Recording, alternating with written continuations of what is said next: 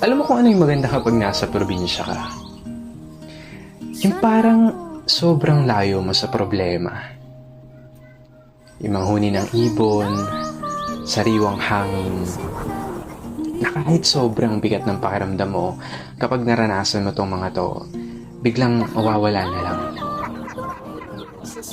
Yung magandang tanawin, tapos yung palaya na ginawa niyong palaruan ng mga kaibigan mo. Sarap talagang mumuhay sa probinsya, no? Yung para talagang napakalayo mo sa problema. Yung parang napakalayo mo sa malupit na sistema ng mundo. Na kapag nasa probinsya ka, mararamdaman mo talaga yung halaga ng sarili mo kesa sa iba. At mapapasabi ka na lang na there's no place like home or like probinsya. At ikaw na nanonood nito ngayon, masaya ako at naparamdam ko sa'yo ang pamumuhay sa isang probinsya.